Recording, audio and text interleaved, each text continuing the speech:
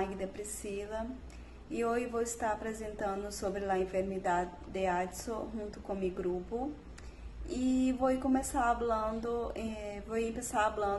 que é essa enfermidade. A enfermidade de Addison, ela se desenvolve quando as glândulas suprarrenales, as quais se encontram arriba de los riñones, elas não podem produzir suficiente quantidade de las hormonas cortisol e às vezes a aldosterona. Nosso organismo, ele necessita de ambas essas hormonas para funcionar como deveria. O cortisol ajuda o organismo a afrontar o estresse físico extremo a causa de uma enfermidade, uma lesão, uma cirurgia, um parto e vários outros motivos. A aldosterona, ela nos ajuda o corpo a reter a sal que precisa e também mantém constante a pressão arterial. Normalmente, o nível destas hormonas ela aumenta por uma reação em cadena.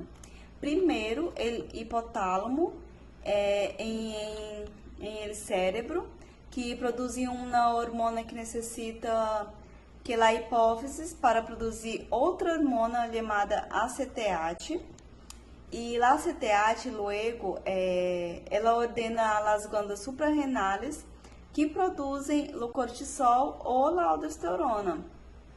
Pero com esta enfermidade de Addison, as glândulas suprarrenales elas não produzem quantidade suficiente destas hormonas. A insuficiência adrenal ela é causada de duas formas, né? Uma primária e uma secundária. A primária é com causas na glândula adrenal, uma secundária causada pela glândula hipófise e hipotálamo. E a enfermidade de Addison está relacionada com a insuficiência adrenal primária, né? E que vai ocorrer quando há uma destruição de mais de 90% da corteza adrenal, que vai causar uma deficiência na produção de hormônios como glucocorticoides, né, como cortisol, mineralocorticoide como aldosterona e andrógenos. E a sua principal causa é uma adrenalite autoimune, que é uma inflamação, né, uma inflamação que vai ocorrer devido a uma reação autoimune desse tecido, que vai fazer com que essas células se degenerem e substituem por células fibróticas, causando uma atrofia. E com isso vai causar a insuficiência adrenal. Uma segunda causa seria uma infecção por bactérias ou fungos, que esses micro-organismos vão se aderir ao tecido nessa glândula, causando uma lesão, causando posteriormente também uma insuficiência adrenal. Uma terceira causa, né, não muito importante, isso não é hemorragia, né? Uma hemorragia bilateral, né, nas glândulas adrenais, causada por utilização de fármacos, né, com efeitos colaterais, né, que vai modificar a estrutura dessas células, ou o uso de anticoagulantes que tem efeitos colaterais bem agressivos, né, que vai fazer com que a destruição do tecido, vai romper esse tecido dessa glândula, fazendo que acumule o sangue e causando também uma insuficiência adrenal. Uma quarta causa, né, que é bem rara de se dizer, é uma ausência de uma enzima, a enzima chamada C21 hidroxilase, né, e a ausência dela vai interferir, né, na cascata de produção desses hormônios, né, vai causar uma interferência nela e vai diminuir a produção desses hormônios também. Mi nombre es Andrea Mourão. Eu vou falar sobre a clínica do paciente com a enfermidade de Addison. A enfermidade de Addison é uma destruição autoimune da corteza suprarrenal. E os sintomas principais vão ser fraqueza muscular, fadiga, hipotensão. O paciente vai ter náuseas, vômitos. Em la mulher pode apresentar disfunção sexual. Outra característica desta enfermidade é que haverá uma hiperpigmentação, ou seja, um escurecimento da pele. Também vai ter uma pigmentação color negro azulado em la mucosa de los lábios, em la boca, em la vagina y también el recto. O paciente também pode apresentar perda de peso, tonturas e desmaios, e esta é a clínica em geral da enfermidade de Addison. O paciente também pode apresentar irritabilidade e ou depressão. Em relação aos fatores de risco para desencadenar a enfermidade de Addison, existem algumas causas, algumas enfermidades específicas, como as doenças de Graves, a tireoidite crônica, vitiligo, diabetes mellitus, AIDS, disfunção testicular. Existem outras enfermidades que podem levar a essa condição para a enfermidade de Addison.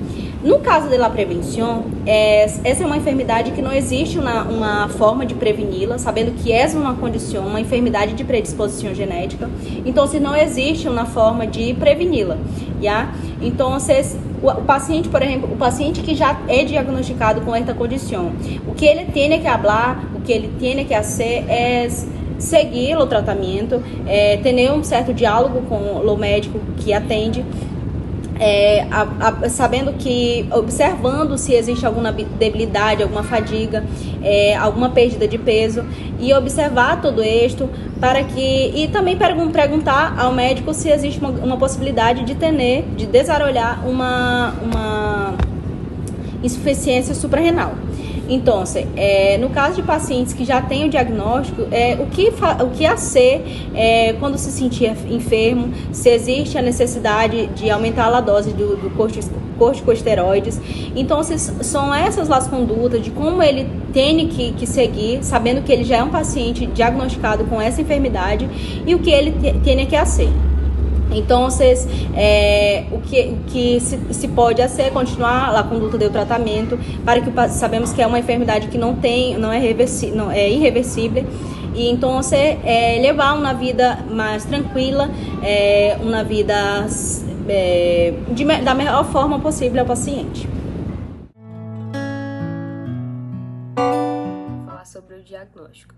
O diagnóstico ele pode ser através de níveis de eletrolitos, de cortisol sérico, de hormônio adrenocorticotrópica no plasma, e em outras ocasiões ele pode ser por prova de estimulação do ACTH. Os signos e os sintomas clínicos eles sugerem uma insuficiência suprarrenal. Às vezes o diagnóstico se considera solo quando se descobre anomalias características dos eletrolitos séricos, que inclui baixo contenido de sódio, alto contenido de potássio, baixo nível de bicarbonato e alto contenido de nitrogênio ureico no sangue. Em ocasiões, o diagnóstico ele só se considera observar as alterações características nas concentrações séricas de eletrolitos, como por exemplo, a hiponatremia, menor a 135 mg por litro, a hiperpotassemia, que é maior a 5 mg por litro, concentrações de bicarbonato diminuída de 15 a 20 mg e aumento da concentração de Bu. Os resultados dessas provas vão sugerir a enfermidade de Addison. E também pode ser através de raio-x ou da ATC, que vai aparecer evidências de calcificações na área suprarrenal, tuberculose renal e tuberculose pulmonar. A prova de provocação da enfermidade de Addison, ela se diagnostica quando se observa que a administração do ACTH exógeno não é capaz de aumentar a corticossolemia. E a prova de estimulação com ACTH, ela consiste na injeção de 250 miligramas de cositropina, que é a ACTH sintética, por via intravenosa ou intramuscular, seguida por determinação dos níveis de cortisol sérico. Bueno, eu vou falar um pouco sobre o tratamento da enfermidade de Addison. Nós outros sabemos que uma pessoa que sofre uma destruição completa da glândula suprarrenal e esta pessoa ela não recebe o tratamento adequado, ela vai chegar a falecer em alguns dias ou até semana. Por quê? Porque quase sempre as pessoas que têm essa destruição da glândula suprarrenal vai ter algumas complicações, que seria o quadro de um choque circulatório. Sin embargo, a pessoa que tem um tratamento adequado, ela pode ligar a beber durante muitos anos. Então, aquela pessoa que tem a enfermidade de Addison, se ela tem a administração de pequenas quantidades diárias de mineral corticoides e glucocorticoides, elas podem ligar a beber durante muitos anos. Para todo o tratamento, nós outros temos que ter a aplicação de algumas medicações. Qual seriam estas medicações? A terapia de reemplaço hormonal. Por quê? Porque a enfermidade de Addison, ela é ocasionada através que a glândula suprarrenal, ela não vai ligar a produzir algumas hormonas. Então, nós outros indicamos o paciente que ele venha a fazer a terapia de reemplaço de las hormonas, sim? Temos também o hidrocortisonas, temos o metilprednisona, que é o reemplaço de cortisol. Temos também o acetato de fluodocortisona, que é um reemplaço de aldosterona, que o corpo não produz.